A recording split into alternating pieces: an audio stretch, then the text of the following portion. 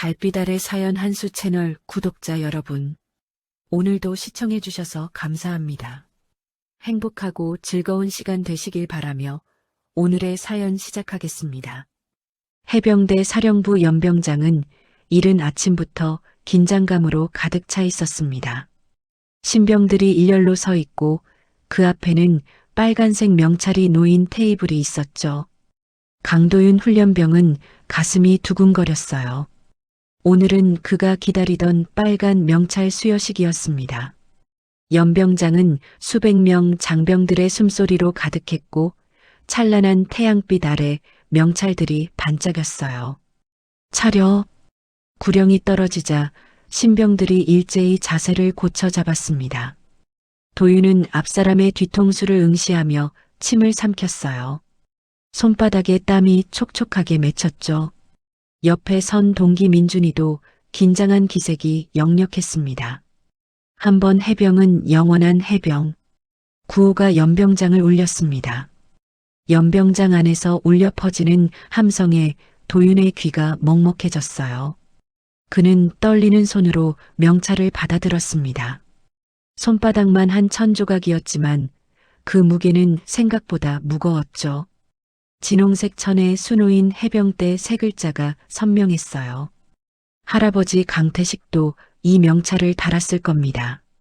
한국 전쟁 직후 해병대가 막 창설되던 그 시절의 말이에요. 도윤은 명찰을 가슴에 다는 순간 눈시울이 뜨거워졌습니다. 진짜 해병이 된 기분이었어요. 어린 시절부터 할아버지에게 들었던 이야기들이 머릿속을 스쳐 지나갔죠. 인천 상륙작전, 장사 상륙작전, 그리고 수많은 전투 이야기들. 할아버지는 늘 말씀하셨어요. 해병은 특별하단다. 우리는 불가능을 가능으로 만드는 사람들이었지. 도윤은 그 특별함의 일부가 된 것 같았습니다. 주변 동기들도 마찬가지였죠. 모두의 얼굴에 자부심이 서려 있었어요. 민주는 명찰을 어루만지며 환하게 웃고 있었고 뒤쪽에 선 재혁이는 눈물을 글썽이고 있었습니다. 이 순간만큼은 모두가 하나였어요. 계급도 기수도 출신도 없이 그저 해병이라는 이름 하나로 뭉쳐 있었죠. 하지만 그 감격은 오래가지 못했어요. 식이 끝나고 생활관으로 돌아오자마자 분위기가 달라졌습니다. 연병장에서 느꼈던 일체감은 어디론가 사라지고 다시 위계의 공기가 생활관을 짓눌렀어요. 복도를 걷는데 선임들의 시선이 따가웠습니다. 그들의 눈빛에는 축하보다는 경계가 담겨 있었죠. 최연우 중위가 도윤의 앞을 가로막았습니다. 그는 30대 초반으로 보였고 각진 턱선과 날카로운 눈매가 인상적이었어요. 군복은 흠잡을 데 없이 단정했고 계급장이 형광등 아래서 반짝였죠. 그는 도윤의 명찰을 손가락으로 톡톡 건드렸어요. 빨간 명찰 달았다고 다 해병되는 줄 아냐? 목소리는 낮았지만 날카로웠습니다. 연병장에서 들었던 구호와는 전혀 다른 온도였어요. 도윤은 자세를 고쳐 잡으며 대답했습니다. 아닙니다. 최연우는 차가운 눈빛으로 도윤을 훑어봤어요. 위에서 아래로 천천히 스캔하듯 훑어내렸죠. 그의 눈에는 묘한 감정이 담겨 있었습니다. 그건 단순한 훈육이 아니었어요. 뭔가 더 깊은 신념 같은 게 느껴졌죠. 마치 자신이 옳다고 믿는 무언가를 전파하려는 듯한 눈빛이었습니다. 최연우는 어릴 적부터 해병대 출신 아버지 밑에서 자랐었습니다. 그의 아버지는 베트남전 청룡부대 출신이었죠. 벽에는 아버지의 군복 사진이 걸려 있었고 거실에는 청룡부대 깃발이 액자에 담겨 있었습니다. 어린 시절 내내 아버지는 똑같은 이야기를 반복했어요. 해병은 맞으면서 강해진다. 해병은 죽어도 울지 않는다. 해병은 절대 고발 안 한다. 식탁에서도 차 안에서도 잠들기 전에도 그 말들이 반복됐죠. 최연우가 국민학교에서 맞고 울면서 집에 오면 아버지는 위로 대신 그 말을 했습니다. 해병의 아들이 그렇게 약하면 어떡하냐. 중학교 때 선배에게 맞았을 때도, 고등학교 때 억울한 일을 당했을 때도 마찬가지였어요. 그 말들은 최연우에게 단순한 훈육이 아니라 삶의 신념이 됐습니다. 그는 그렇게 배웠고 그렇게 믿었어요. 해병대라는 조직은 특별하고 그 특별함은 고통을 견디는 것에서 나온다고 말이죠. 약함은 배제되어야 하고 강함은 증명되어야 한다고 생각했습니다. 연병장에서 최연우는 기수 선임들을 의식하며 큰 소리로 말했어요. 기수 열외 당하기 싫으면 알아서 해라. 생활관이 순식간에 조용해졌습니다. 신병들은 숨소리마저 죽였죠. 아까까지 명찰을 받은 기쁨으로 웅성거리던 분위기가 얼어붙었어요. 도윤은 그 순간 온몸에 소름이 돋았습니다. 등골을 타고 오한이 올라왔죠. 여기서는 계급보다 기수가 더 무섭다는 걸 직감적으로 알았어요. 계급은 공식적인 겁니다. 명령 체계가 분명하고 권한과 책임이 명시되어 있죠. 하지만 기수는 달랐어요. 그건 보이지 않는 권력이었습니다. 누가 정한 것도 아니고 어디에 적혀 있는 것도 아니지만 모두가 알고 있고 모두가 따르는 규칙이었죠. 명찰을 받은 기쁨은 어느새 불안으로 바뀌었습니다. 도윤은 자신의 명찰을 내려다봤어요. 진홍색이 유독 붉게 느껴졌습니다. 마치 피 같다는 생각이 들었죠. 이건 자부심의 상징인 동시에 내부 위기의 시작점이기도 했어요. 아까 연병장에서 느꼈던 감격이 이제는 무겁게 가슴을 눌렀습니다. 그날 밤 도윤은 잠들지 못했어요. 침대에 누워 천장을 바라봤죠. 형광등이 꺼진 생활관은 어둠 속에 잠겨 있었지만 도윤의 눈은 말똥말똥했습니다. 할아버지 생각을 했어요. 할아버지는 자랑스럽게 해병 때 이야기를 들려주셨죠. 전쟁터에서의 용맹함, 전우들과의 끈끈한 유대감, 불가능을 가능으로 만든 작전들. 하지만 지금 도윤이 느끼는 건 자랑스러움이 아니라 두려움이었습니다. 옆 침대에서 민준이 뒤척이는 소리가 들렸어요. 그도 잠들지 못하고 있는 게 분명했죠. 도윤은 눈을 감았지만 최연우의 차가운 눈빛이 계속 떠올랐습니다. 훈련장은 이른 새벽부터 병사들의 구령 소리로 시끄러웠습니다. 도윤은 전날 장애물 훈련 중 무릎을 다쳤어요. 철조망 아래를 기어가다가 돌에 무릎을 부딪혔죠. 그때는 통증이 심하지 않았습니다. 욱신거리긴 했지만 참을 만했어요. 하지만 밤새 무릎이 부어올랐고 아침에 일어나니 제대로 걷기가 힘들었습니다. 의무대에 가고 싶었어요. 하지만 중대평가가 코앞이었죠. 일주일 후면 사단 전체가 지켜보는 가운데 중대별 평가전이 열립니다. 격투훈련, 각계전투, 체력 측정까지 모든 게 점수로 매겨지고 꼴찌 중대는 기수 전체가 열외를 당하죠. 도윤은 알고 있었어요. 지금 다쳤다고 말하면 어떤 일이 벌어질지 말이에요. 괜찮아. 며칠만 참으면 돼. 도윤은 스스로에게 말하며 이를 악물었습니다. 아침 점호 때도 다리를 질질 끌지 않으려고 애썼어요. 최연우 중위의 시선이 느껴졌지만 외면했죠. 그냥 모른 척하면 넘어갈 거라고 생각했습니다. 하지만 최연우는 놓치지 않았어요. 오후 훈련이 끝나고 생활관으로 돌아오는 길에 그가 도윤을 불렀습니다. 강도윤, 너 다쳤냐? 질문이 아니라 확인이었어요. 도윤은 고개를 저었습니다. 아닙니다. 괜찮습니다. 최연우는 도윤의 무릎을 내려다봤어요. 군복바지 위로도 부어오른 게 보였죠. 그는 코웃음을 쳤습니다. 괜찮긴. 꼴 좀 봐라. 그리고 돌아서서 기수 선임들이 모여있는 쪽으로 걸어갔어요. 도윤은 불안한 예감이 들었습니다. 가슴이 두근거렸죠. 뭔가 잘못되고 있다는 걸 직감적으로 알았어요. 저녁 식사 후 생활관에 긴장감이 돌았습니다. 선임들이 신병들을 한쪽에 모이게 했어요. 평소와 다른 분위기였죠. 도윤은 민준 옆에 서서 앞을 응시했습니다. 최현우가 기수 선임들 앞에서 말했어요. 저 새끼 약한 척한다. 도윤을 가리키는 손가락이 총구처럼 느껴졌습니다. 심장이 쿵쾅거렸어요. 주변 신병들이 일제히 도윤을 쳐다봤죠. 그 시선들이 날카로웠습니다.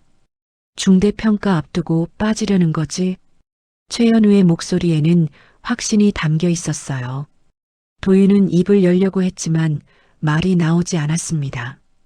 변명처럼 들릴 게 뻔했죠. 무엇을 말해도 소용없을 것 같았어요. 기수 단합 훈련 시작한다. 그 말과 함께 분위기가 바뀌었습니다. 이건 공식 훈련이 아니었어요. 훈련 일지에 기록되지도 않고 상급 부대에 보고되지도 않는 비공식 훈련이었죠. 선임들이 원형으로 둘러섰습니다. 마치 투기장 같았어요. 도윤은 그 원의 중심에 서 있었습니다. 엎드려 뻗쳐. 도윤은 명령에 따라 엎드렸어요. 무릎이 바닥에 닿는 순간 찌릿한 통증이 올라왔죠. 이를 악물고 참았습니다. 일어나. 앉았다 일어서기 시작. 한 번, 두 번, 세 번. 무릎에 체중이 실릴 때마다 통증이 심해졌어요. 10번쯤 했을 때 다리가 후들거리기 시작했습니다. 20번째에는 중심을 잡기가 힘들었죠. 땀이 이마를 타고 흘러내렸어요. 계속해. 최현우의 목소리는 차갑게 가라앉아 있었습니다. 감정이 실리지 않은 목소리였죠. 마치 기계처럼 명령만 내리고 있었어요. 도윤은 30번째에서 무릎이 꺾이며 주저앉았습니다. 일어나. 다시 일어섰어요. 무릎에서 뚝소리가 났지만 계속했습니다. 주변에서 지켜보는 선임들의 얼굴은 무표정했어요. 누구도 말리지 않았죠. 이건 통과 의례였습니다. 해병이 되는 통과 의례. 약함을 드러낸 자는 이렇게 시험받는다는 암묵적인 규칙이었어요. 격투 자세. 이제는 대련이었습니다. 기수 선임 하나가 앞으로 나왔어요. 덩치가 큰 상병이었죠.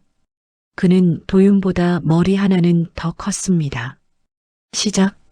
상대가 태클을 걸어왔어요. 도윤은 중심을 잡으려 했지만 이미 무릎에 힘이 없었습니다. 바닥에 넘어졌죠. 상대가 위에서 눌렀어요. 도윤의 다리를 잡고 비틀기 시작했습니다. 해병은 무릎 아파도 상륙한다. 최현우의 목소리가 위에서 들렸어요. 그 말과 함께 상대의 손에 더 힘이 들어갔습니다. 무릎이 반대 방향으로 꺾이는 느낌이었어요. 도윤은 소리를 참으려 했지만 비명이 터져 나왔습니다. 으악! 그 순간이었어요. 뚝! 무릎 안쪽에서 둔탁한 소리가 났습니다. 마치 나뭇가지가 부러지는 소리 같았죠. 십자인대가 완전히 끊어진 겁니다. 도윤은 그 소리를 들었어요. 몸속에서 나는 소리인데도 너무나 선명하게 들렸죠.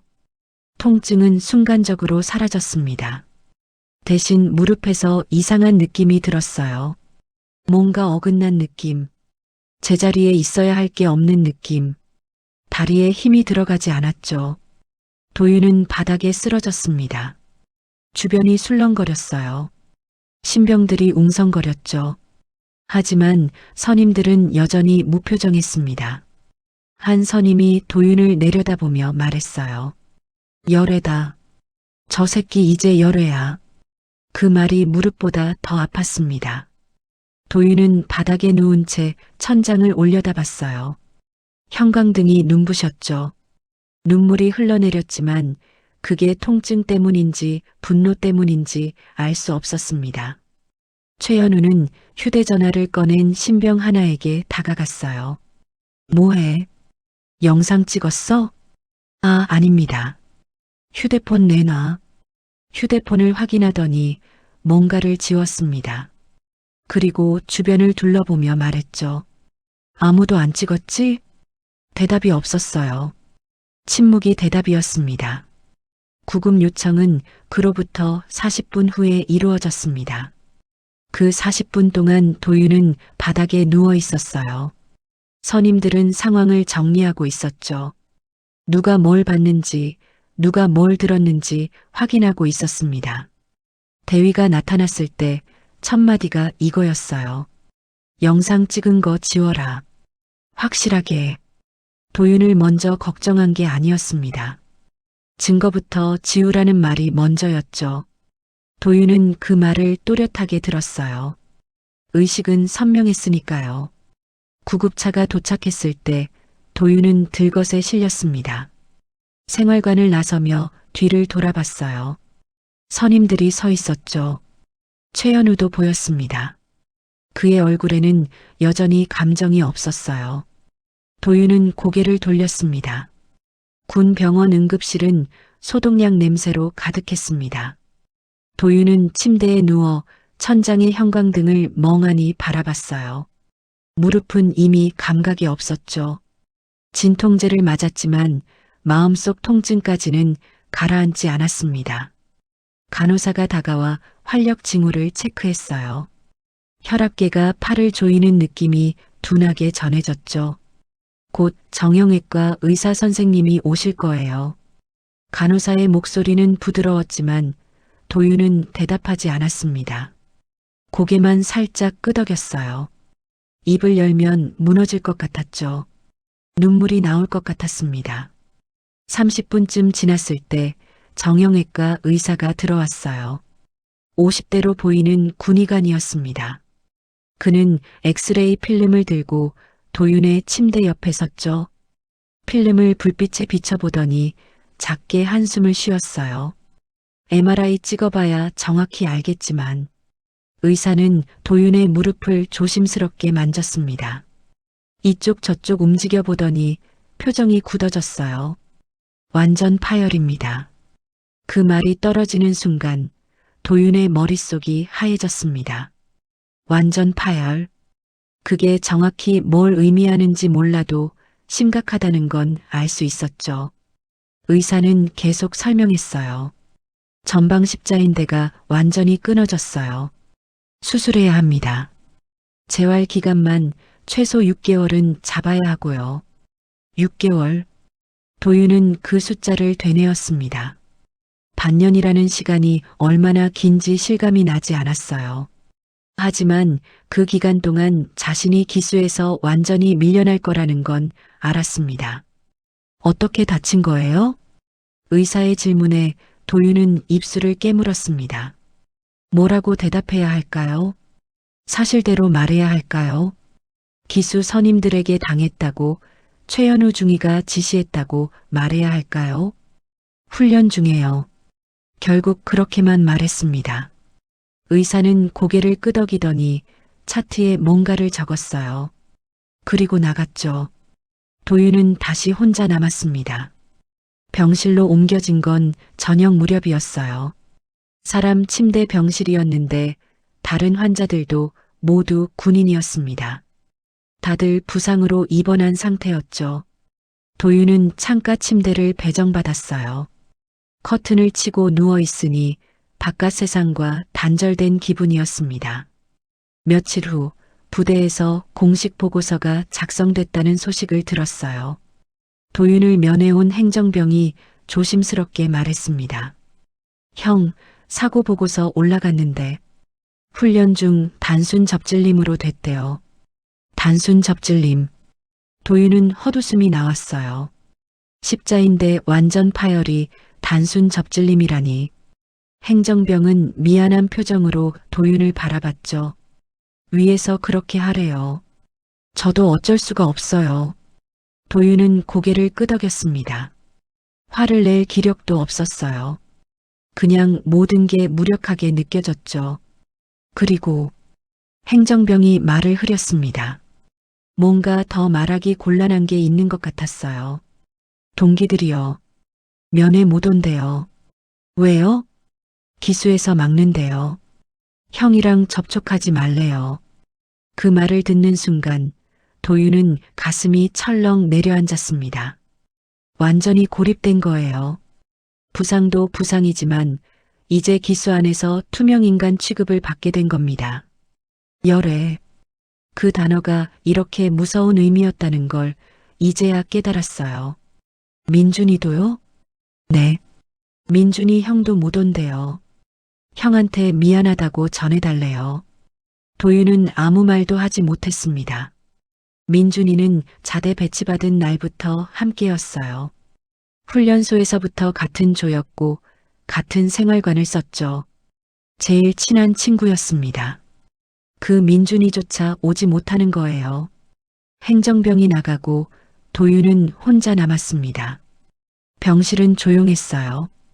다른 환자들은 낮잠을 자고 있었죠. 도윤은 휴대전화를 꺼내 할아버지 번호를 눌렀습니다. 화면을 한참 들여다봤어요. 통화 버튼 위에 손가락을 올렸다가 다시 내렸죠. 말할 수가 없었어요.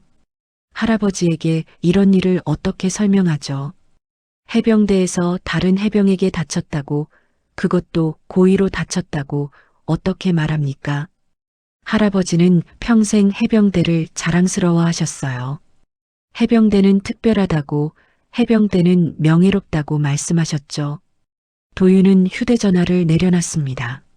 말하지 않기로 했어요. 끝까지 혼자 감당하기로 마음먹었죠. 해병대 명예를 더럽히는 사람이 되기 싫었습니다. 고발하는 순간 자신은 해병대 전체를 배신하는 사람이 될 것 같았어요.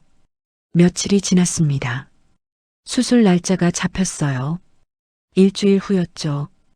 도윤은 하루하루를 멍하니 보냈습니다. 재활 운동을 시작했지만 마음이 따라주지 않았어요. 물리치료사가 아무리 격려해도 도윤은 건성으로 대답했죠. 어느 날 저녁 병원 행정실에서 연락이 왔습니다. 보호자 동의서가 필요하다는 거였어요.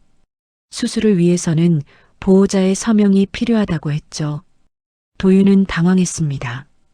제가 직접 서명하면 안 되나요? 미성년자는 안 됩니다. 보호자 연락처 주세요. 도윤은 21살이었어요. 겨우 성인이 된 나이였죠. 하지만 군에서는 여전히 보호자 동의가 필요했습니다. 결국 할아버지 번호를 불러줄 수밖에 없었어요. 그날 밤 할아버지에게서 전화가 왔습니다. 도윤은 벨소리를 듣고 심장이 쿵쾅거렸어요. 한참을 망설이다가 전화를 받았죠. 도윤아. 할아버지의 목소리는 평소처럼 차분했습니다. 하지만 그 차분함 뒤에 뭔가 다른 감정이 숨어 있는 게 느껴졌어요. 네, 할아버지. 수술한다며. 십자인대 끊어졌다고? 네. 어떻게 다쳤니? 그 질문에 도윤은 대답할 수가 없었습니다. 목이 메었어요.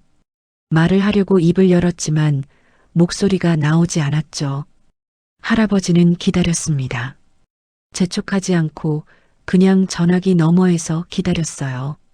훈련 중에 다쳤어요. 훈련 중에 할아버지의 목소리에 의심이 묻어났습니다. 오랜 군 생활로 단련된 직감이었을까요? 할아버지는 뭔가 이상하다는 걸 눈치챈 것 같았어요. 그래, 잘 쉬어라. 할아버지가 내일 갈게. 전화가 끊겼습니다. 도윤은 휴대전화를 침대 옆 탁자에 내려놨어요. 손이 떨렸죠. 할아버지를 속인 것 같아 마음이 무거웠습니다. 하지만 어쩔 수 없었어요. 진실을 말하면 더 큰 파장이 일어날 게 뻔했으니까요. 창밖으로 어둠이 내려앉았습니다. 병실 불빛만이 희미하게 켜져 있었어요. 도윤은 천장을 올려다보며 생각했습니다. 이게 해병대인가? 이게 할아버지가 말씀하시던 그 자랑스러운 조직인가? 가슴속에서 뭔가가 무너져 내리는 느낌이었어요. 사단본부 작전과 사무실은 아침부터 분주했습니다. 이수혁 소령은 커피를 한 모금 마시며 컴퓨터 화면을 들여다봤어요. 각 부대에서 올라온 사고 보고서를 검토하는 중이었죠. 대부분 일상적인 내용이었습니다. 훈련 중 찰과상, 행군 중 발목 염자, 이런 것들이었어요. 그런데 한 보고서가 눈에 걸렸습니다. 제3중대 강도윤 이병의 사고 보고서였죠. 훈련 중 단순 접질림으로 기록되어 있었어요. 이수역은 보고서를 자세히 읽어 내려갔습니다. 뭔가 석연치 않았어요. 단순 접질림인데 십자인데 완전 파열이라니. 그건 말이 안 됐습니다. 이수역은 군의관 출신은 아니었지만 15년 넘게 군 생활을 하면서 수많은 부상 사례를 봤어요. 단순 접질림으로 십자인대가 완전히 끊어지는 경우는 거의 없었죠. 그건 상당한 외력이 가해져야 가능한 부상이었습니다. 이수역은 해당 부대에 추가 자료를 요청했어요. 훈련 일지, 당일 훈련 참가자 명단, 그리고 CCTV 영상 기록까지 요청했죠. 사흘 후 자료가 도착했습니다. 하지만 뭔가 이상했어요. 훈련 일지에는 해당 시간대 기록이 빠져 있었습니다. 오후 4시부터 6시까지 딱 2시간이 공백이었어요. 참가자 명단도 애매하게 작성되어 있었죠. 기수 단합 훈련이라는 항목만 있고 구체적인 내용은 없었습니다. CCTV 영상은 더 의심스러웠어요. 생활관 복도 영상인데 해당 시간대 파일이 손상되어 있다고 했습니다. 기술적 오류라는 게 부대의 설명이었죠. 이수역은 고개를 저었어요. 이건 우연이 아니었습니다. 이거 뭔가 숨기고 있네. 이수역은 혼잣말을 하며 의자에 기댔습니다. 이런 경우를 여러 번 봤어요. 부대 내부에서 문제가 생기면 일단 숨기고 보는 관행. 특히 해병대는 그런 경향이 더 강했죠. 명예를 중시하는 조직 문화 때문이었습니다. 이수역은 과거 자료를 검색하기 시작했어요. 혹시 비슷한 사례가 있었나 싶어서였죠. 키워드를 입력했습니다. 해병대, 내부 사고, 은폐. 검색 결과가 쭉 나열됐어요. 생각보다 많았습니다. 그중 하나가 눈에 들어왔어요. 20년 전 파일이었죠. 제목은 내부 문제 제기 사건, 사고사 처리였습니다. 이수역은 파일을 클릭했어요. 접근 권한이 필요하다는 메시지가 떴지만 소령 계급이라 열람이 가능했죠. 파일을 여는 순간 이수역의 표정이 굳어졌습니다. 피해자 이름이 적혀 있었어요. 강미정 이등병. 당시 22살이었죠. 생활관에서 가혹행위를 당했고 그걸 상부에 보고하려다가 사고를 당했다고 기록되어 있었습니다. 사고사 처리. 하지만 파일 속 첨부 문서들을 보면 사고사라고 하기엔 의문점이 너무 많았어요. 목격자 진술이 서로 엇갈렸고 현장 상황도 모순됐죠. 하지만 결론은 사고사였습니다. 그리고 사건은 조용히 묻혔어요. 이수역은 강미정이라는 이름을 메모했습니다. 혹시나 싶어 강도윤 이병의 신상 정보를 확인했어요. 가족관계를 보는 순간 심장이 철렁했죠. 모친, 강미정 사망. 같은 이름이었습니다. 우연일까요? 이수역은 더 파고들었어요. 강미정의 출생 연도와 사망 연도를 계산해 보니 강도윤이 태어난 해와 들어맞았죠. 강미정은 도윤을 낳고 얼마 안 돼 사망한 겁니다. 이게 대체... 이수역은 자리에서 일어나 창밖을 바라봤어요. 사단본부 건물 너머로 훈련장이 보였습니다. 병사들이 구호를 외치며 뛰고 있었죠. 해병대, 정예부대, 자부심의 상징. 하지만 그 이면에는 뭔가 썩어가고 있었어요. 20년 전에도 지금도 똑같은 일이 반복되고 있었습니다. 이수역은 해병대에 대한 자부심이 있었어요. 자신도 해병 출신이었으니까요. 하지만 지금은 그 자부심이 부끄러웠습니다. 이수역은 더 깊이 조사하기로 마음먹었어요. 강미정 사건 당시 관련자들을 추적했죠. 당시 중대장이었던 사람, 소대장이었던 사람, 행정병이었던 사람들의 이름을 찾아냈습니다. 그리고 충격적인 사실을 발견했어요. 당시 사건을 처리했던 간부 중 몇몇이 현재 상급 지휘 라인에 있었습니다. 한 명은 연대장이었고 한 명은 사단 참모였어요. 또 한 명은 본부 인사과장이었죠. 20년이 지났지만 그들은 승진했습니다. 사건을 덮는 데 기여했다는 게 오히려 조직 내에서 플러스가 됐을 수도 있었어요. 이수혁은 소름이 돋았습니다. 이건 단순한 개인의 일탈이 아니었어요. 조직 차원의 문제였습니다.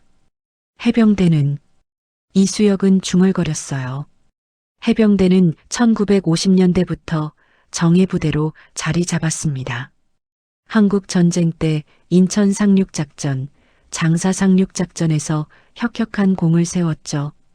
베트남전에서도 청룡부대로 명성을 떨쳤어요. 정예, 명예, 조직 보호가 핵심 가치였습니다. 하지만 그 가치가 언제부턴가 왜곡되기 시작했어요. 정예는 가혹함으로, 명예는 체면으로, 조직 보호는 은폐로 변질됐습니다. 밖으로 새지 않게 하라는 게 불문율이 됐죠. 이수혁은 자료를 정리하며 보고서를 작성하기 시작했습니다. 하지만 머뭇거려졌어요. 이 보고서를 올리는 순간 자신도 조직 내에서 찍힐 게 뻔했죠. 해병대 이미지를 실추시킨다는 이유로 좌천될 수도 있었습니다. 그때 전화가 울렸어요. 상관인 대령이었죠. 이소령, 지금 올라와. 목소리가 차가웠습니다. 이수혁은 뭔가 잘못됐다는 걸 직감했어요. 서류를 챙겨들고 대령실로 향했습니다. 복도를 걸으며 여러 생각이 스쳤죠. 누군가 자신이 조사하고 있다는 걸 눈치챈 것 같았어요. 대령실 문을 열고 들어갔습니다. 대령은 책상에 팔짱을 끼고 앉아 있었어요. 표정이 굳어 있었죠. 앉아. 이수혁은 의자에 앉았습니다. 대령은 한참 동안 말없이 이수혁을 쳐다봤어요. 그리고 천천히 입을 열었습니다. 자네 요즘 뭐하나? 보고서 검토하고 있습니다. 강도윤 이병 건 말인가? 네. 대령은 한숨을 쉬었어요. 그리고 앞으로 몸을 기울이며 말했습니다. 이소령? 해병대 이미지 생각해봤나? 그 말에 이수혁은 움찔했어요. 예상했던 말이었지만 직접 들으니 달랐죠.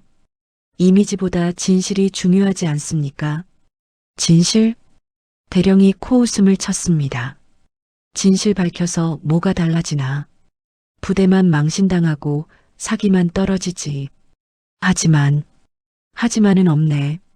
이건 명령이야. 그건 거기서 마무리해. 이수혁은 입을 다물었어요. 더 말해봤자 소용없다는 걸 알았죠. 대령실을 나오며 이수혁은 주먹을 쥐었습니다.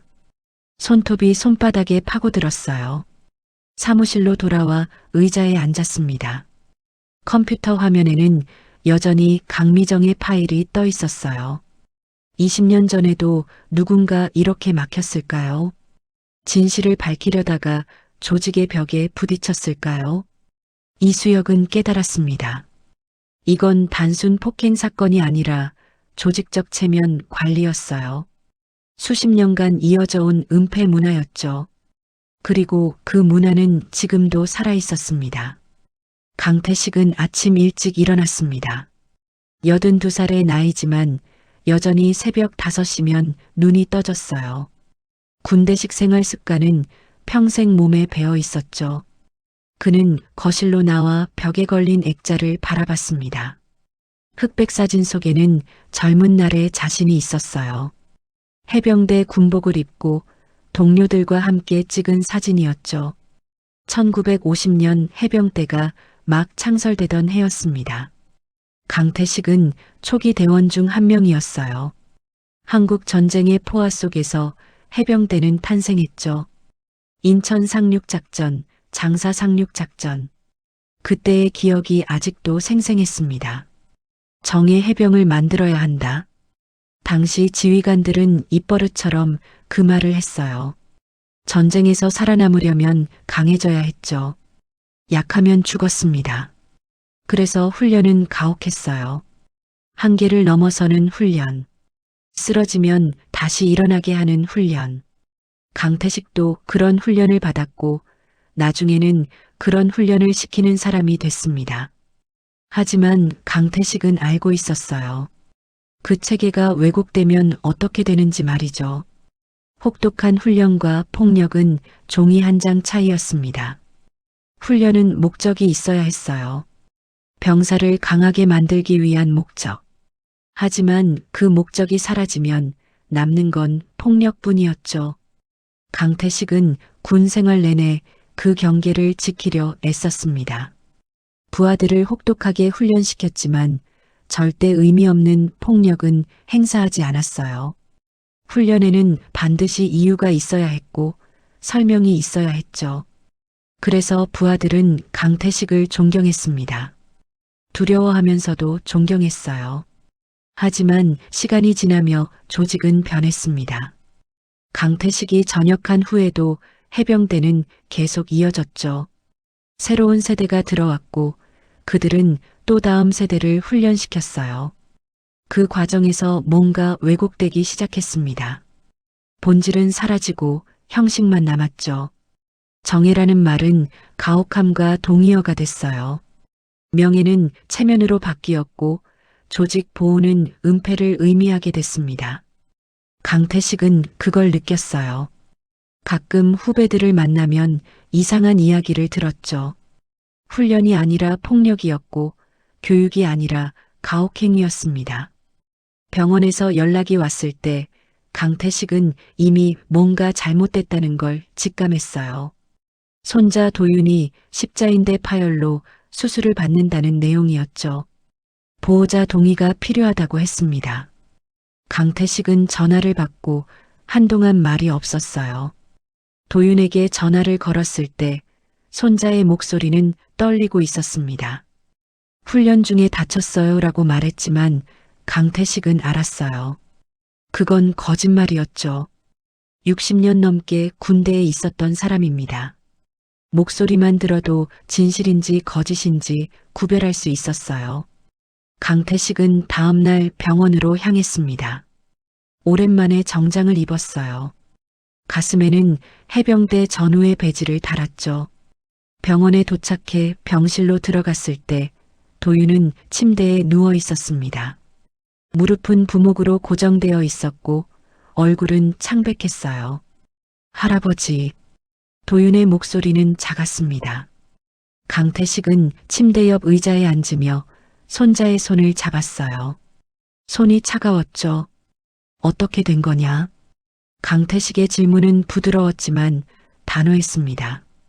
도윤은 입술을 깨물었어요. 한참을 망설이다가 결국 고개를 저었죠. 훈련 중에 다쳤어요. 제가 실수했어요. 도윤아. 강태식은 손자의 손을 꽉 쥐었습니다. 할아버지한테 거짓말하지 마라. 뭔 일이 있었는지 말해봐. 그 말에 도윤의 눈에서 눈물이 흘러내렸어요. 참고 있던 감정이 터진 겁니다. 도윤은 떨리는 목소리로 모든 걸 털어놨죠. 빨간 명찰 수여식 이후의 일들, 최현우 중위의 말들, 기수 단합훈련이라는 이름의 폭력, 무릎이 부러지던 순간, 그리고 은폐 시도까지. 강태식은 말없이 들었습니다. 표정은 평온했지만 쥔 주먹은 하얗게 질려 있었어요. 손자의 이야기를 다 듣고 나서 강태식은 천천히 고개를 끄덕였습니다. 알았다. 그리고 자리에서 일어났어요. 도윤은 불안한 표정으로 할아버지를 올려다봤죠. 할아버지, 저 고발 같은 거 안 할 거예요. 해병대 명예. 명예. 강태식이 손자를 내려다봤습니다. 눈빛이 날카로웠어요. 명예는 이렇게 지켜지는 게 아니란다. 강태식은 병실을 나와 복도로 향했습니다. 휴대전화를 꺼내 번호를 눌렀어요. 오랜만에 누르는 번호였죠. 몇 번의 신호음 후 상대가 받았습니다. 여보세요? 나야. 강태식이야. 전화 너머로 잠시 침묵이 흘렀습니다. 그리고 놀란 목소리가 들렸어요. 선배님, 어쩐 일이십니까? 한 가지 물어볼 게 있네. 강태식의 목소리는 차분했지만 무게가 실려 있었습니다. 자네, 아직 현역이지? 네, 작전사령부 감찰실에 있습니다. 상대는 현역 준장이었어요. 강태식보다 30년 후배지만 해병대에서는 같은 뿌리였죠. 강태식은 그가 신임 소위였을 때 직접 가르쳤던 사람이었습니다. 지금 시간 있나? 네, 말씀하십시오. 강태식은 병원 복도 창밖을 내다보며 말했습니다. 나는 자네 선배가 아니라 이 조직의 시작을 본 사람이네. 준장은 숨을 죽였어요. 강태식의 목소리가 평소와 달랐기 때문이죠. 해병대가 왜 만들어졌는지 아나? 정예 부대를 만들기 위해서입니다. 정예는 왜 필요했나? 나라를 지키기 위해서입니다. 맞아. 강태식은 고개를 끄덕였습니다. 나라를 지키려면 병사들이 강해야 했지. 그래서 우리는 혹독하게 훈련했네. 하지만 그건 병사들을 지키기 위해서였어. 전쟁터에서 살아남게 하려고 말이야. 준장은 대답하지 않았어요. 강태식은 계속 말했습니다. 그런데 지금은 뭔가 병사들이 전쟁터도 아닌 생활관에서 다치고 있네. 그것도 적이 아니라 같은 해병한테 말이야. 무슨 말씀이신지. 내 손자가 해병대에서 다쳤네. 십자인대가 끊어졌어. 훈련 중 사고라고 보고됐지만 실상은 폭력이었네. 준장의 숨소리가 거칠어졌습니다. 강태식은 말을 이었어요. 20년 전에도 비슷한 일이 있었다더군. 그때는 은폐됐어. 내 며느리였네. 며느리요? 강미정. 들어본 적 있나? 준장은 잠시 침묵했습니다. 그리고 조심스럽게 대답했어요. 파일로 본 적 있습니다. 그 파일대로 사고사인가? 아닙니다. 의심스러운 점이 많습니다. 강태식은 눈을 감았어요. 역시 그랬구나 하는 생각이 들었죠. 명예는 말이야. 강태식이 천천히 말했습니다. 감출 때 지켜지는 게 아니네. 바로잡을 때 지켜지는 거야. 그 말에 준장은 한동안 말이 없었습니다. 강태식은 기다렸어요. 재촉하지 않았죠. 한참 후 준장이 입을 열었습니다. 감찰을 시작하겠습니다. 고맙네. 아닙니다. 제가 해야 할 일이었습니다. 전화가 끊어졌습니다. 강태식은 휴대전화를 주머니에 넣고 다시 병실로 돌아갔어요. 도윤은 여전히 침대에 누워 있었죠. 강태식은 손자의 머리를 쓰다듬었습니다.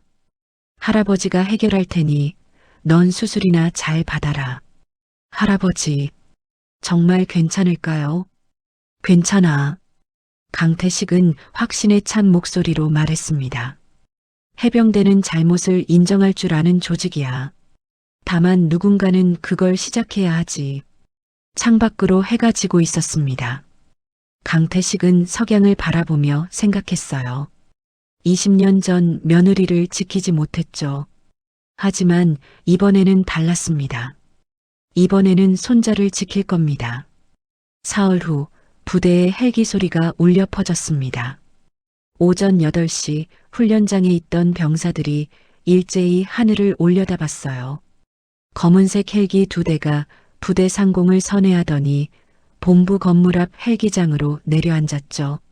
로터가 일으키는 바람에 흙먼지가 사방으로 퍼졌습니다. 헬기 문이 열리고 사람들이 내렸어요. 별 3개를 단 준장이 먼저 내렸고 그 뒤로 영관급 장교들이 줄지어 나왔죠. 모두 완장을 차고 있었습니다. 감찰이라는 글자가 선명하게 새겨진 완장이었어요. 생활관에 있던 최연우 중위는 창문으로 그 광경을 지켜봤습니다. 가슴이 철렁 내려앉았어요. 감찰단. 그것도 준장이 직접 온 겁니다. 이건 일반적인 점검이 아니었죠. 뭔가 큰일이 터진 거였어요. 중위님. 뒤에서 부르는 소리에 최연우가 돌아봤습니다. 기수 선임 중 하나인 상사가 서 있었어요. 얼굴이 창백했죠. 감찰단이 왔습니다. 알아. 최연우는 침을 삼켰습니다. 손바닥에 땀이 촉촉하게 맺혔어요. 침착하려고 애썼지만 마음은 이미 동요하고 있었죠. 본부 건물 회의실에서 긴급 집합 명령이 떨어졌습니다. 중대장 이하 전 간부가 집합하라는 거였어요. 최연우는 군복을 고쳐 입고 회의실로 향했습니다. 복도를 걸으며 여러 생각이 스쳤죠. 괜찮을 거야. 증거가 없잖아. 영상도 다 지웠고. 회의실 문을 열고 들어갔을 때 이미 다른 간부들이 와 있었어요. 모두 긴장한 표정이었죠. 최연우는 구석 자리에 앉았습니다. 정면에는 준장이 서 있었어요. 옆에는 영관급 장교들이 서류를 펼쳐놓고 있었죠. 준장이 입을 열었습니다.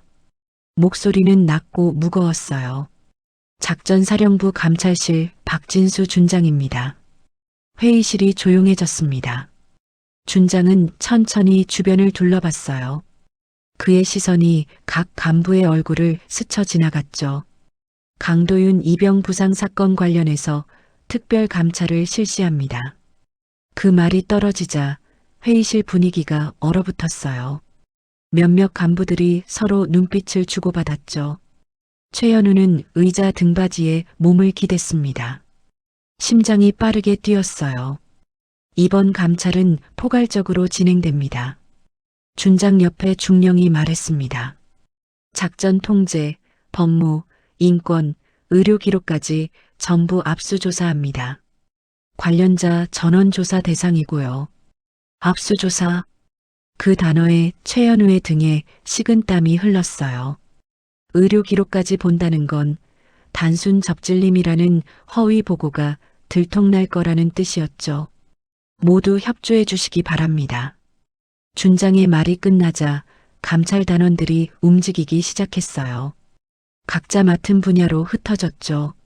한 명은 행정실로, 한 명은 의무대로, 또 한 명은 CCTV 관리실로 향했습니다.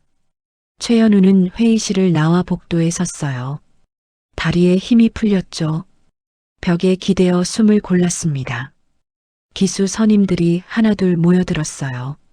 모두 불안한 표정이었죠. 중위님, 어떡합니까? 한 상사가 조심스럽게 물었습니다.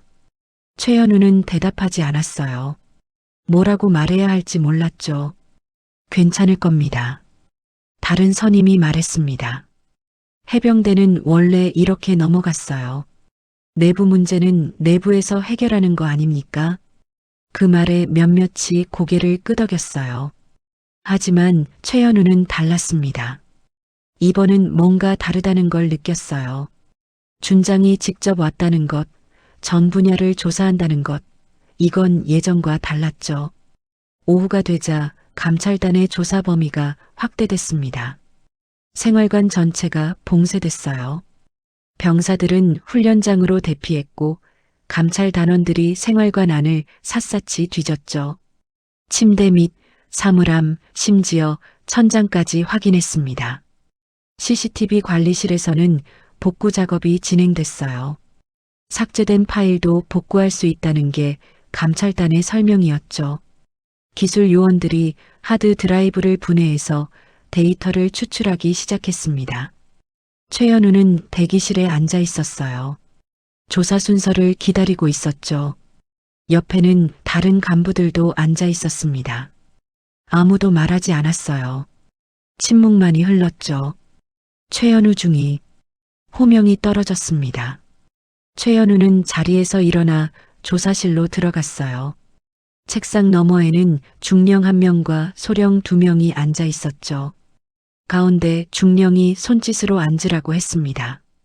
앉으세요. 최연우는 의자에 앉았어요. 등을 곧게 펴고 시선은 정면을 향했죠. 군대에서 배운 대로 흔들리지 않는 모습을 보이려 했습니다. 강도윤 이병 사건 당일 어디 있었습니까? 중령의 질문이 날아왔어요. 최현우는 준비한 대답을 했습니다. 생활관에 있었습니다. 구체적으로 뭐 했죠? 행정 업무를 봤습니다.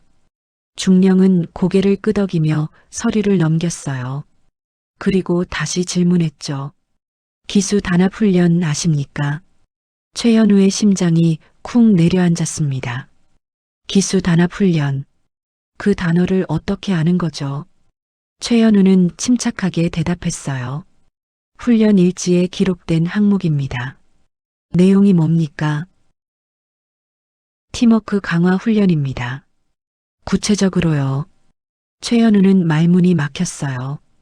구체적인 내용을 말하면 모든 게 드러나는 겁니다. 중령은 기다렸죠. 재촉하지 않고 그냥 최현우를 응시했어요. 체력 단련 위주였습니다. 강도윤 이병도 참여했나요? 네. 부상 입기 전입니까? 후입니까? 최현우는 대답할 수 없었어요. 어떻게 대답해도 모순이 생겼죠. 부상 입기 전이라고 하면 훈련 중 부상이라는 보고와 맞지 않았어요. 부상 입은 후라고 하면 부상자를 훈련시켰다는 게 되죠. 중령은 최현우의 침묵을 지켜봤습니다. 그리고 다른 서류를 꺼냈어요. 의무대 기록입니다. 강도윤 이병은 전방 십자인데 완전 파열이에요. 이게 단순 접질림으로 생기는 부상입니까? 저는 의학 전문가가 아니라서. 그럼 누가 단순 접질림이라고 보고했죠? 최현우는 입을 다물었습니다. 더 이상 대답할 수 없었어요.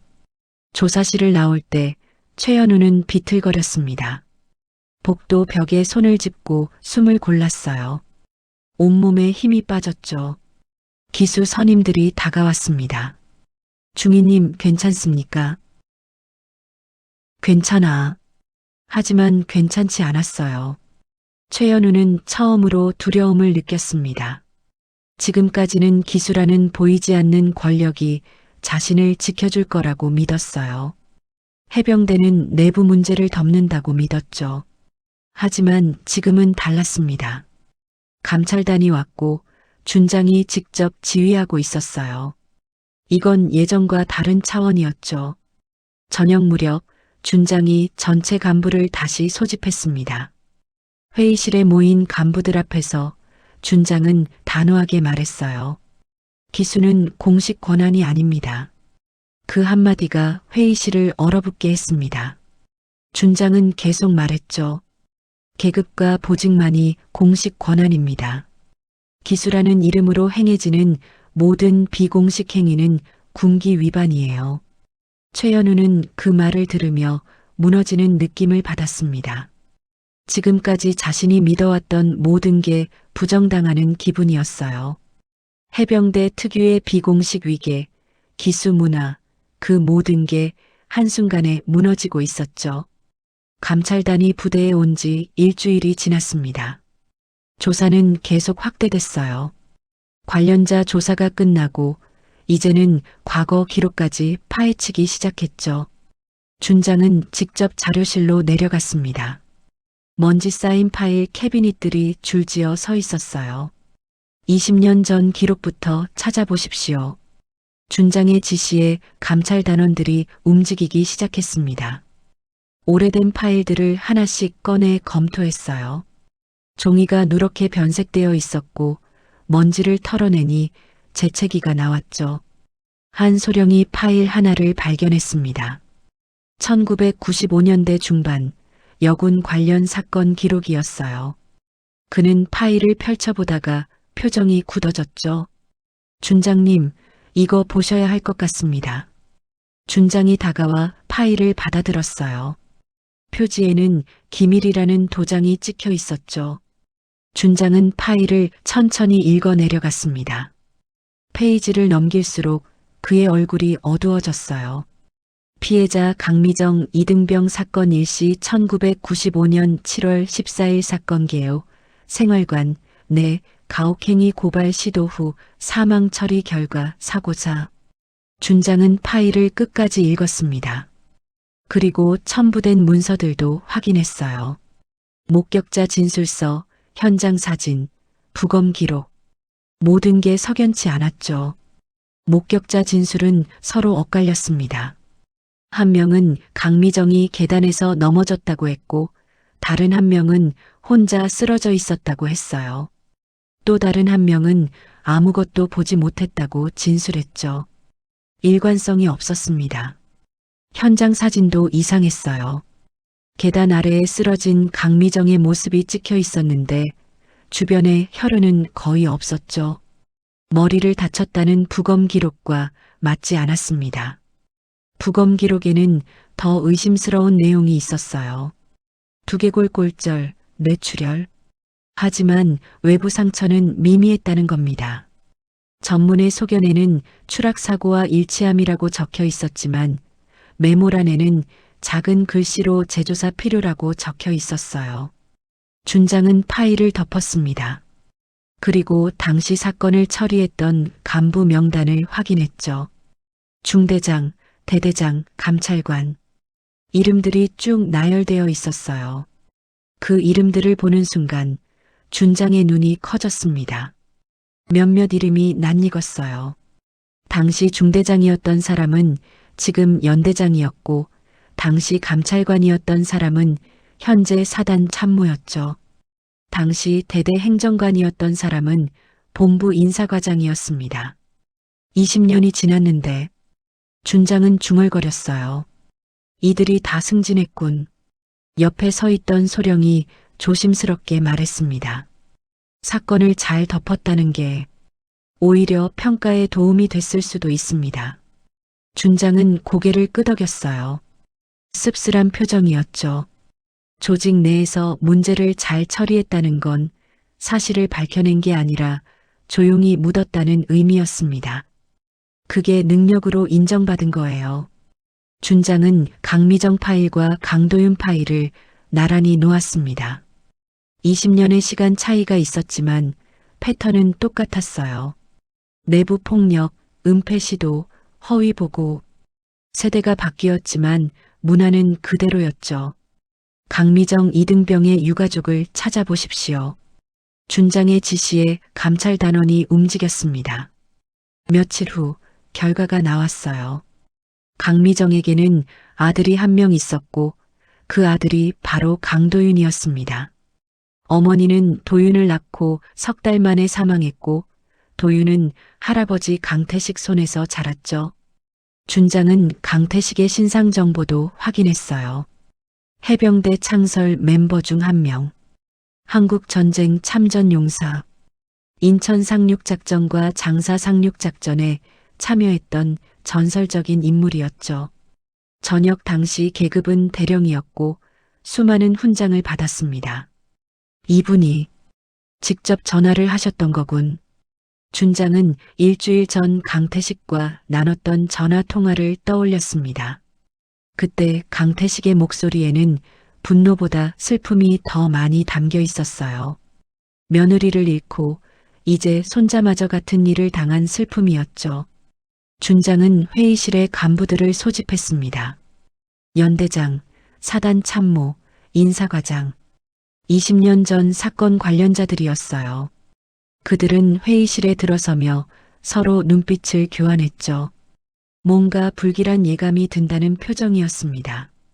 준장은 강미정 파일을 테이블 위에 던졌어요. 파일이 탁자에 부딪히며 둔탁한 소리를 냈죠. 20년 전 사건입니다. 기억하십니까? 연대장의 얼굴이 창백해졌어요. 사단 참모는 시선을 피했죠. 인사과장은 파일을 내려다보며 입술을 깨물었습니다. 기억 안 납니다. 연대장이 대답했어요. 하지만 목소리가 떨리고 있었죠. 그렇습니까? 준장은 파일을 펼쳤습니다. 여기 당신 서명이 있는데요. 당시 중대장으로서 사고사 처리에 동의한다는 서명입니다. 연대장은 대답하지 못했어요. 준장은 사단 참모를 바라봤죠. 당신은 당시 감찰관이었습니다. 재조사 필요하다는 의견이 있었는데도 사고사로 결론 냈어요. 이유가 뭡니까? 당시 판단으로는 사고사가 맞다고 봤습니다. 판단이요? 준장의 목소리가 차갑게 가라앉았습니다. 부검 기록과 현장 상황이 맞지 않는데도요? 사단 참모는 땀을 흘리며 고개를 숙였어요. 준장은 인사과장을 받습니다. 당신은 당시 행정관이었죠. 목격자 진술을 정리한 사람이 당신입니다. 진술이 왜 이렇게 엇갈립니까? 기억이 안 납니다. 다들 기억이 안 나는군요. 준장은 파일을 덮었습니다. 그럼 제가 기억을 되살려드리죠. 강미정 이등병은 생활관 가혹행위를 고발하려 했습니다. 하지만 고발 전날 사망했어요. 그리고 사건은 조용히 묻혔죠. 회의실이 조용했습니다. 누구도 말하지 않았어요. 그리고 20년이 지난 지금 준장은 강도윤 파일을 꺼냈습니다. 강미정 이등병의 아들이 똑같은 일을 당했습니다. 세대가 바뀌었지만 문화는 그대로였어요. 연대장이 떨리는 목소리로 말했습니다. 준장님, 그건 당시 조직 분위기가. 조직 분위기요? 준장이 끼어들었습니다. 조직 분위기가 사람을 죽여도 되는 이유가 됩니까? 아무도 대답하지 못했어요. 한편 생활관에서는 최현우가 혼자 앉아 있었습니다. 감찰 조사가 계속되면서 점점 더 많은 증거가 나오고 있었어요. 복구된 CCTV 영상, 병사들의 진술, 의료 기록, 모든 게 최현우에게 불리했죠. 기수 선임들이 하나씩 조사를 받고 돌아왔습니다. 모두 지친 얼굴이었어요. 한 상사가 최현우 옆에 앉으며 말했죠. 중위님, 이제 어떡합니까? 최현우는 대답하지 않았습니다. 창밖을 바라보고 있었어요. 훈련장에서 병사들이 구호를 외치며 뛰고 있었죠. 저들도 언젠가 자신처럼 될까요? 기수 문화를 배우고 그걸 당연하게 여기고 다음 세대에게 물려주는 걸까요? 최현우는 문득 아버지 생각을 했습니다. 해병은 맞으면서 강해진다고 말했던 아버지.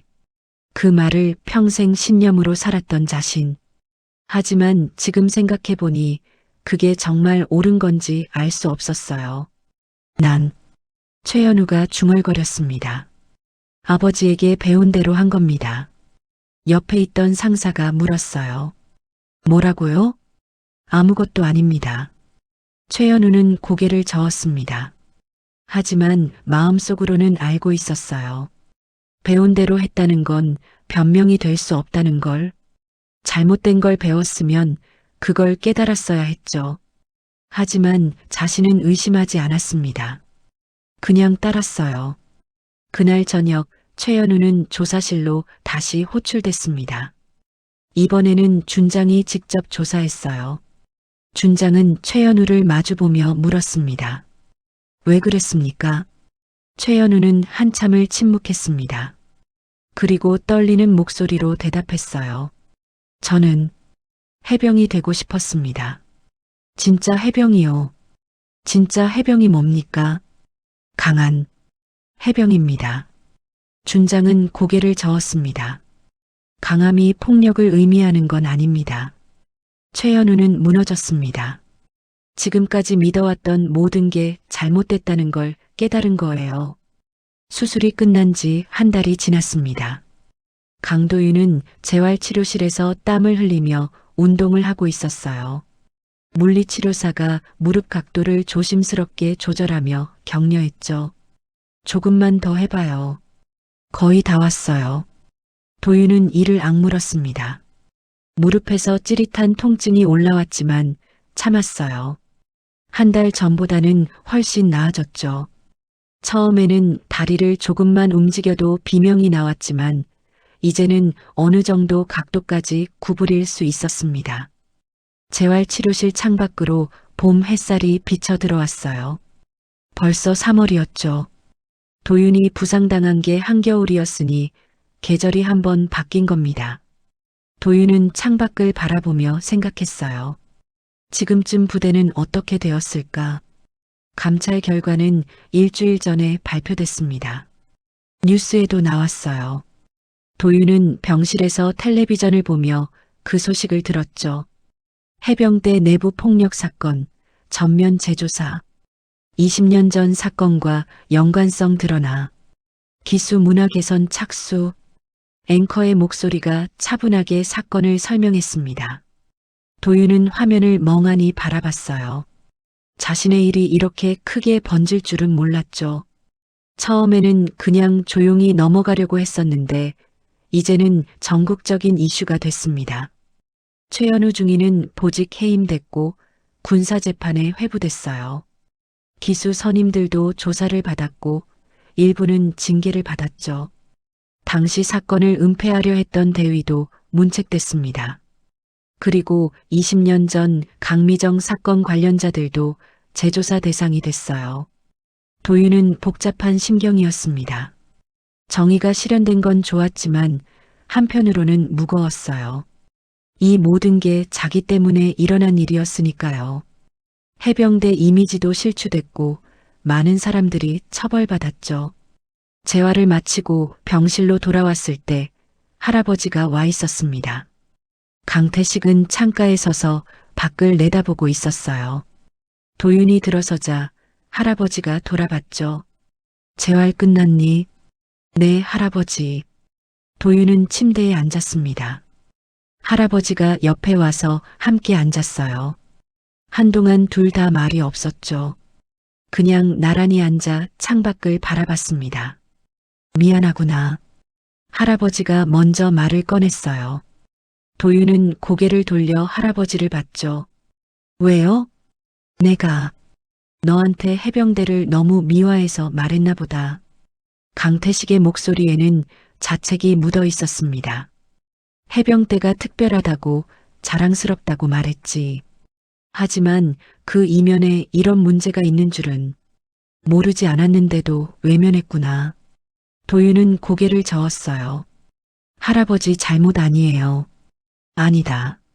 내 세대가 만든 문화가 잘못된 방향으로 흘렀는데도 나는 그걸 바로잡지 못했어. 강태식은 주먹을 쥐었습니다. 정예 부대를 만들려고 했던 게 언제부턴가 폭력을 정당화하는 구실이 됐지. 명예를 지키려던 게 진실을 은폐하는 이유가 됐고, 도윤은 할아버지의 손을 잡았어요. 손이 거칠었지만 따뜻했죠. 할아버지, 덕분에 바뀔 수 있을 것 같아요. 그랬으면 좋겠구나. 며칠 후 도윤에게 공식 면회 요청이 들어왔습니다. 박진수 준장이 직접 방문하겠다는 거였어요. 도윤은 긴장했지만 거절하지 않았죠.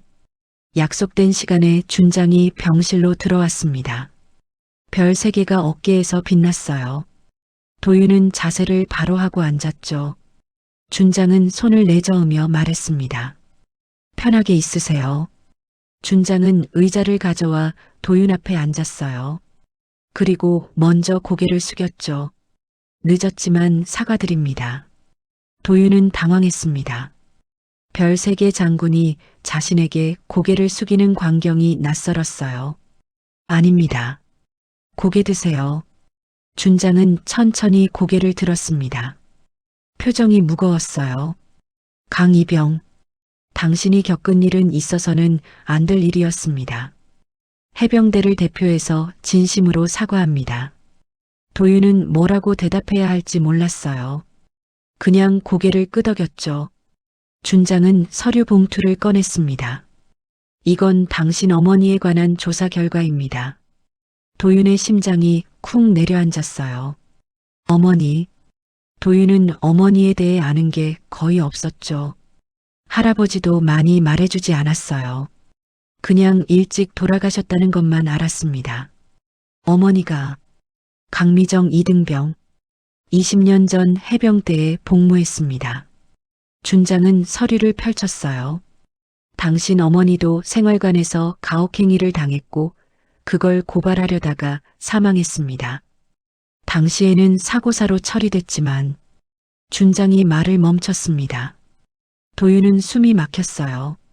지금 재조사하고 있습니다. 진실을 밝힐 겁니다. 도윤은 서류를 받아들었습니다. 손이 떨렸어요. 어머니의 사진이 있었죠. 젊은 여군의 모습이었습니다. 도윤과 닮은 눈매였어요. 어머니도 똑같은 일을. 도윤의 목소리가 떨렸습니다. 눈물이 흘러내렸어요. 20년 전에도 지금도 아무것도 변하지 않았던 겁니다. 도윤은 울먹였죠. 왜 이렇게 됐어요? 준장은 대답하지 못했습니다. 한참 후에야 입을 열었어요. 잘못된 문화가 대물림됐습니다. 하지만 이제는 끊어야 합니다. 도윤은 눈물을 닦았습니다. 그리고 준장을 똑바로 바라봤어요. 처벌 원합니다. 준장이 고개를 끄덕였습니다. 물론입니다. 하지만 도윤이 말을 이었어요. 해병대가 약해지게 하려는 게 아닙니다. 준장은 도윤을 주시했습니다. 도윤은 침착하게 말했죠. 해병대는 특별해야 합니다. 할아버지가 말씀하신 것처럼요. 하지만 그 특별함은 폭력에서 나오는 게 아니에요. 도윤은 자신의 무릎을 내려다봤습니다. 해병이 강해지려면 맞는 문화부터 없어져야 합니다.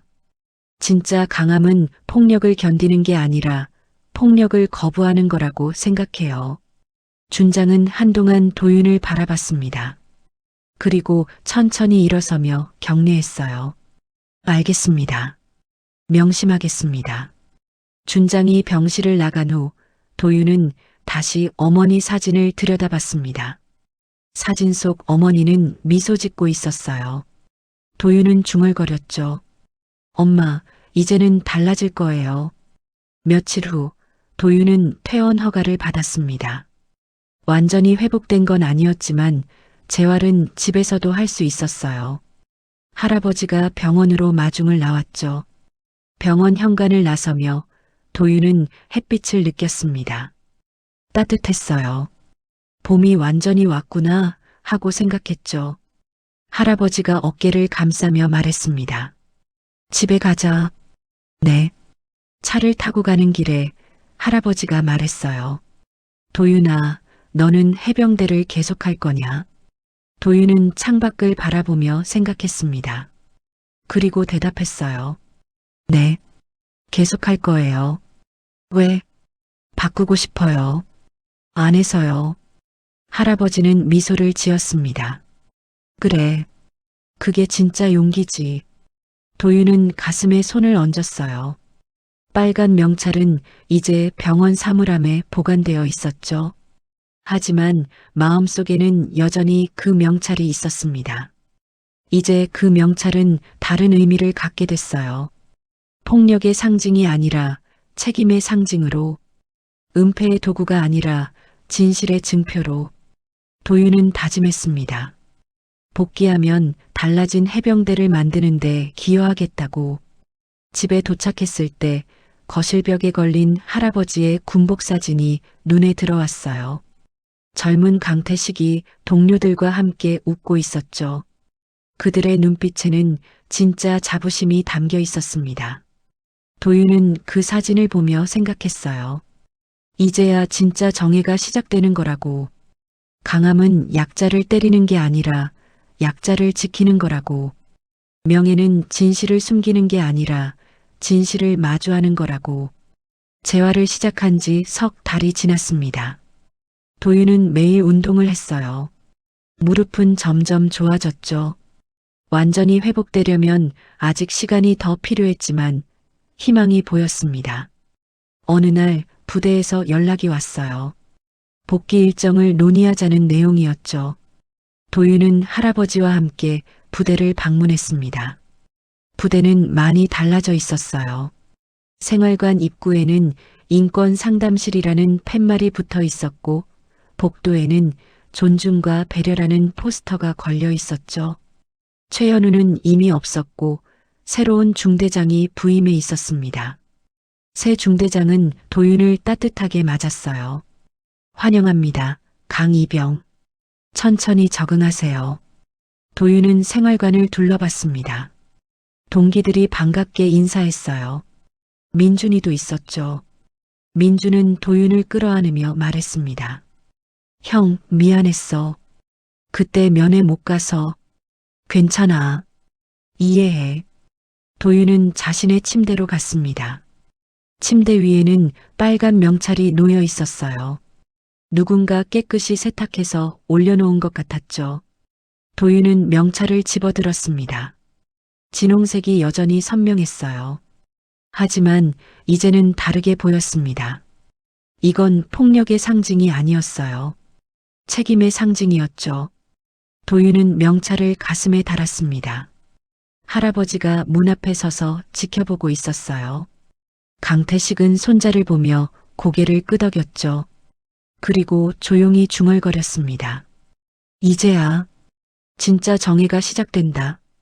도윤은 창밖을 바라봤습니다. 훈련장에서 후배들이 구호를 외치며 뛰고 있었어요. 도윤은 그들을 보며 다짐했죠. 자신은 다른 선임이 되겠다고. 폭력이 아니라 존중으로, 두려움이 아니라 신뢰로 이끄는 선임이 되겠다고. 빨간 명찰이 가슴에서 무게감 있게 느껴졌습니다. 이제 이 명찰은 새로운 의미를 가졌어요. 한 번 해병은 영원한 해병. 하지만 그 해병은 이제 달라질 겁니다. 더 강하고 더 명예로운 해병으로.